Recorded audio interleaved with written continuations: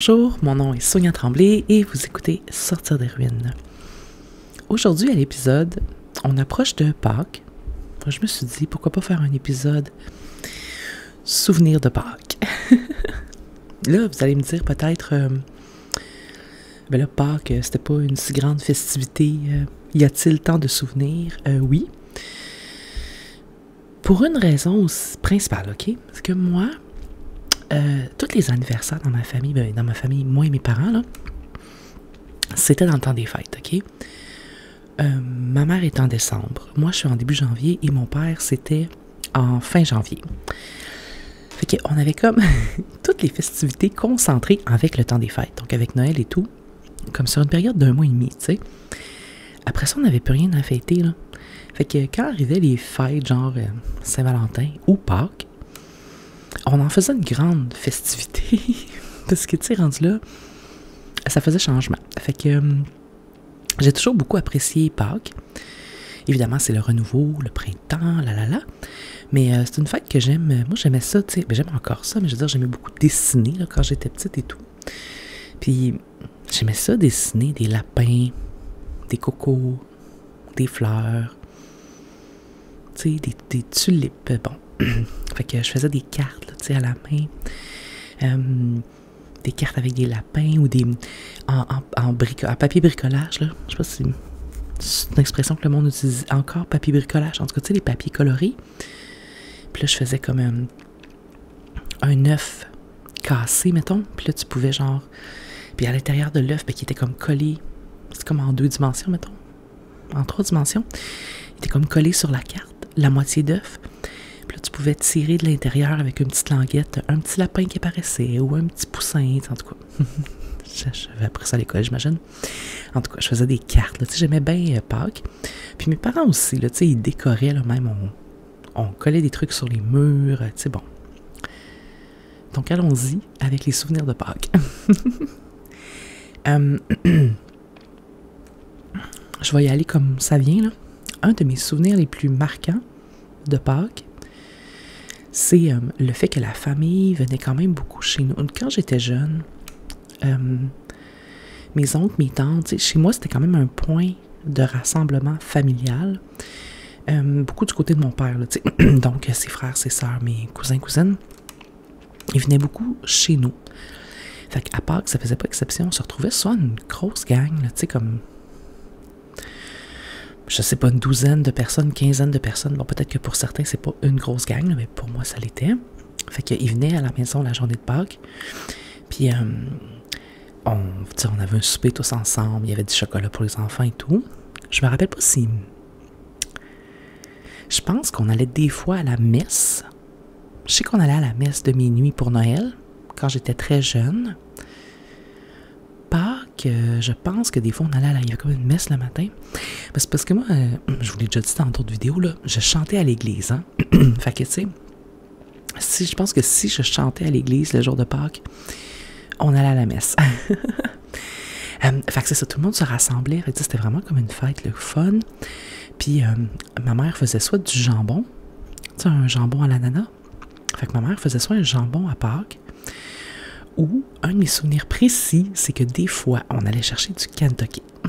Je sais que ça n'a pas rapport, là, mais moi, du Kentucky, là, ça a toujours été relié au printemps, parce que les seules fois où je mangeais ça, ou à peu près, c'était à Pâques. Fait que je me rappelle, on allait chercher du Kentucky parfois, puis, tu sais, dans le temps, là, je remonte à loin, ok? Fait que ça se peut que vous n'ayez pas souvenir de ça. Mais dans le temps, Kentucky, il faisait un pain beurré, que c'était comme un pain tranché, là, dans un sac de pain, là. Mais les tranches, le pain était chaud, puis les tranches étaient comme beurrées, là, il y avait de la margarine ou du beurre, je sais pas trop. Des deux côtés des tranches comme dans le pain.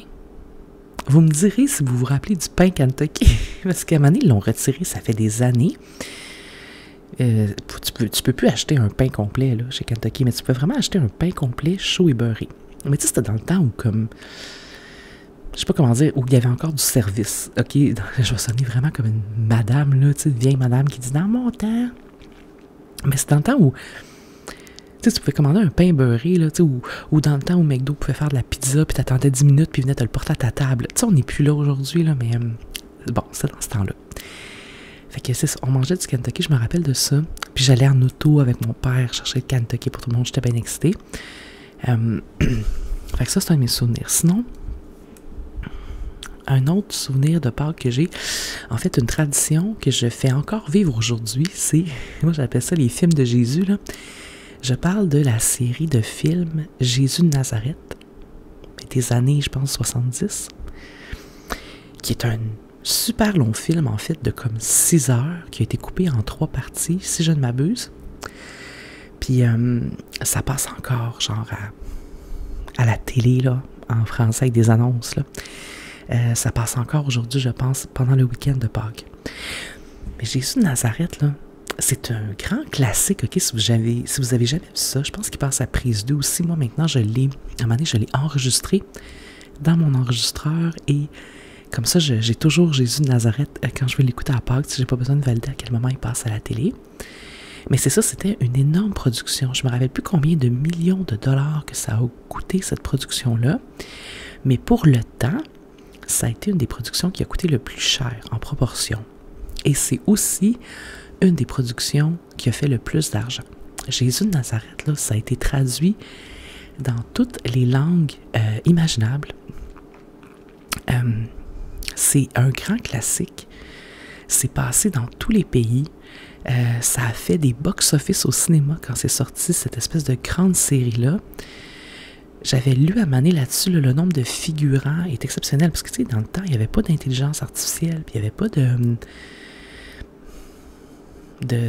Adobe Premiere ou whatever, là, tout ce qui peut faire des effets spéciaux, mettons, c'est sûrement pas avec Adobe Premiere qui font des effets spéciaux. Mais tu sais, tout était fait, là, ça a été tourné en Égypte, ça a été tourné au Maroc, toute l'Afrique du Nord, là, ça a été tourné un peu partout en Afrique du Nord. Et des centaines, des milliers de figurants là, pour faire tous les Romains, en tout cas, j'ai l'air d'une freak de Jésus de Nazareth, mais c'est parce que pour vrai, quand tu penses à tout le travail qui a été mis là-dedans, c'est exceptionnel. Fait que, donc, tout ça pour dire qu'un de mes grands classiques, c'est d'écouter les Jésus de Nazareth pendant le week-end de Pâques.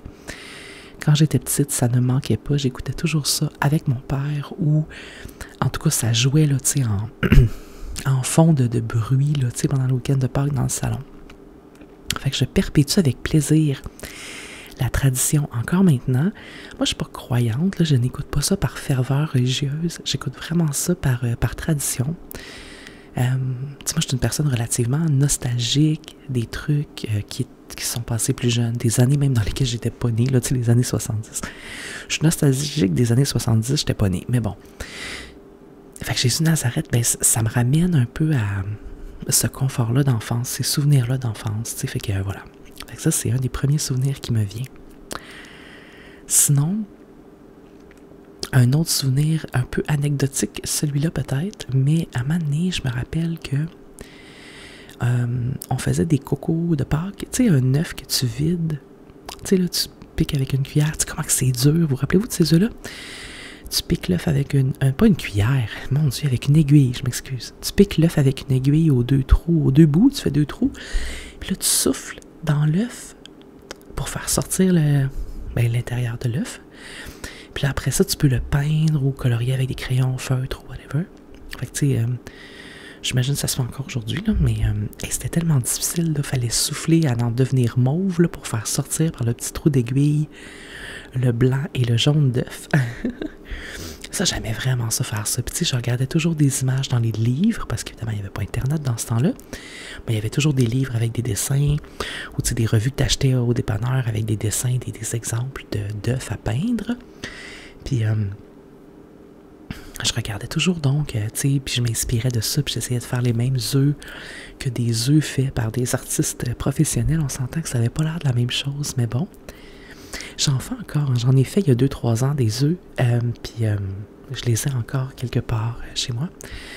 Donc tout ça pour dire, j'aimais ça faire des œufs, ça c'était une de mes activités préférées du temps de Pâques. Et une fois, j'avais fait des œufs avec ma cousine. On avait chacune fait comme 2-3 œufs. Et là, je me rappelle que j'étais allée dans la cuisine, je sais pas, chercher quelque chose. Puis ma cousine, elle avait comme voulu prendre un de mes œufs. Je sais pas ce qu'elle avait fait, ou elle avait eu une espèce de pensée, tu sais, des espèces d'impulsions, là. Comment qu'on appelle ça, donc? Des pensées, tu sais, quand tu penses, comme ton cerveau t'envoie le message de faire quelque chose, mais tu sais qu'il faut pas que tu le fasses, là. En tout cas, je trouverai pas le mot, mais peut-être qu'elle avait eu ça. Elle avait cassé un de mes œufs. OK? Elle avait comme cassé et elle l'avait camouflé en dessous des 2 autres œufs non cassés. J'étais donc revenue à la chambre. Là, je vous parle, on a peut-être 7-8 ans. Là. J'étais donc revenue à la chambre et là, moi, je me rends bien compte qu'il y a un de mes œufs de cassé. Ça peut juste être ma cousine, là, parce qu'il n'était pas cassé là, quand je suis allée me chercher une pomme dans la cuisine ou whatever. J'étais tellement fâchée contre elle. Puis là, elle ne voulait pas l'avouer, évidemment. T'sais. Puis là, je me rappelle qu'elle couchait chez moi ce soir-là. Puis j'y avais dit, ben là, si t'avoues pas la vérité, ta mère va venir te chercher, tu pourras pas dormir ici parce que, tu sais, comme tu peux pas mentir. Parce que j'étais tellement fâchée. Puis là, finalement, elle avait avoué qu'elle avait cassé un de mes œufs. Puis là, on s'était comme réconciliés, mais ça m'a marqué l'histoire de l'œuf. Puis je pense que j'ai toujours été quelqu'un que... Moi, j'aime pas ça, me faire mentir ou me faire... Ben, personne n'aime ça, mais je veux dire, ça me fâche particulièrement les gens qui n'avouent pas leur tort. Mais là, j'ai beaucoup travaillé là-dessus maintenant, là, tu sais, mais j'ai toujours cette espèce de sentiment de le besoin de justice, là, tu sais. Fait que... en tout cas, j'ai encore le feeling. J'étais tellement insultée qu'elle ait cassé un de mes œufs, mais encore plus qu'elle ne l'avoue pas. Oh mon Dieu, que c'était fâchant. En tout cas, voilà. Sinon, qu'est-ce que j'ai... je vais dire, ouais, la photo avec le lapin de Pâques. Je vais vous mettre une photo éventuellement sur Instagram. Le week-end de Pâques, sûrement, je vais vous la poster. Là. Ceux qui me suivent sur Instagram, vous allez la voir. Vous l'avez peut-être déjà vue. Je la mets en stories Instagram à chaque année. C'est une de mes photos favorites de moi. Quand j'étais petite, à Mané, j'avais gagné un gros lapin de Pâques au dépanneur. OK, mais là, attention. Quand je dis un gros lapin de Pâques, là, je parle d'un lapin grand comme moi. J'ai à peu près 5 ans. 5-6 ans, peut-être. 7 ans, en tout cas, mais pas d'importance. Le lapin est aussi grand que moi. OK, j'ai une photo avec ce lapin-là. J'avais gagné ça dans un tirage. Quand t'allais au dépanneur, là, ou mes parents sûrement avaient gagné ça, me l'avaient donné, on s'entend. Quand t'allais au dépanneur, donc, tu mettais ton petit nom, ton nom sur un petit papier, puis là, tu sais, le monsieur du dépanneur, il gardait tout ça, puis éventuellement, à Pâques, donc, il faisait tirer un espèce de gros lapin. Et c'est nous qui l'avions gagné, puis il y a une photo de moi dans le parc en face de la maison, dans ma robe du dimanche de Pâques que ma mère avait cousu de ses propres mains, là, tu sais, une belle robe bleue avec de la dentelle blanche. Elle m'avait même fait des petits gants en dentelle blanc. Fait qu'il y a moi, donc, toute grimée comme princesse Diana, là, avec, à côté de moi, le gros lapin de Pâques en chocolat. Puis il était plein, OK? Ceux qui mangent des chocolats de Pâques, là, vous le savez, hein, les chocolats vides, les chocolats pleins, pas la même game. Il était pratiquement plein, à part peut-être au milieu de son corps, mais sa tête était pleine, ses pattes étaient pleines. Ma mère, elle le coupait avec un gros couteau de cuisine. C'est vraiment un énorme lapin de Pâques. Elle mettait ça dans des sacs Ziploc et elle en donnait à tout le monde. Okay, je pense qu'on a eu du lapin de Pâques pendant je sais pas combien de temps. Elle en donnait à tout le monde. Et il était interminable, OK, ce lapin-là. Puis c'était du chocolat... comment décrire? Tu sais, du chocolat qui goûte cheap. Je sais pas comment vous dire. Tu sais, il y a genre le lapin de Pâques Lindor au chocolat noir, mettons. Puis il y a les lapins de Pâques cheap Dollarama. Tu sais, l'espèce de chocolat au lait un peu sec. Me suivez-vous, là? Tu sais, l'espèce de... En tout cas, c'est un lapin en chocolat cheap, un peu sec. Tu sais, bon, le petit goût amer, mais pas agréable, là. Fait que voilà. Donc ça, c'est un de mes souvenirs marquants aussi, l'espèce de gros lapin. J'ai encore le goût du gros lapin de Pâques. Puis je vois les ziplocs un peu partout dans la cuisine. Ma mère en donnait à tout le monde. Anyways. Fait que ça, c'est un autre de mes souvenirs de Pâques. Sinon, évidemment, tout ce qui a rapport au printemps, là, tu sais, les tulipes, le gazon. J'avais souvent un nouveau outfit comme pour Pâques, ou une petite robe cute à fleurs. Puis c'est pas, tu sais, nous, on n'avait pas beaucoup d'argent, mais ma mère, elle faisait des miracles avec ce qu'elle avait, ou souvent, elle me faisait mes vêtements, là, tu sais, elle cousait des robes pour moi. Il y a plusieurs de mes photos d'école primaire où je porte des robes faites par ma mère, tu sais. Très jolies robes d'ailleurs, là, tu sais, j'avais pas du tout honte que ce soit des robes que ma mère avait fait pour moi. Fait que je me rappelle donc souvent des petites robes à fleurs ou des nouveaux looks, là, tu sais, à Pâques. Je me rappelle une fois où, je sais que c'est des souvenirs par rapport que je vous raconte, hein, mais c'est pas grave, je suis sûre qu'il y a des choses là-dedans qui vont sonner des cloches chez vous aussi, là.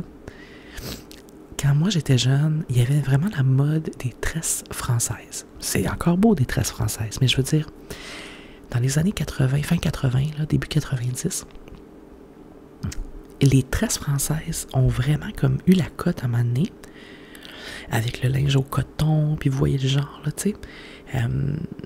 Puis je me rappelle d'une année où ma mère m'avait fait une tresse française, mais j'avais comme les cheveux un peu plus courts, puis elle avait mis vraiment beaucoup de spray net pour que ça tienne à Pâques, parce que je voulais être cute. Fait qu'elle m'avait fait ma tresse française, elle avait mis énormément de spray net. Et je me rappelle le soir, quand j'ai défait la tresse, genre mes cheveux étaient restés comme, ils restaient comme par en arrière, là, tu sais. Genre, ça craquait sous mes doigts.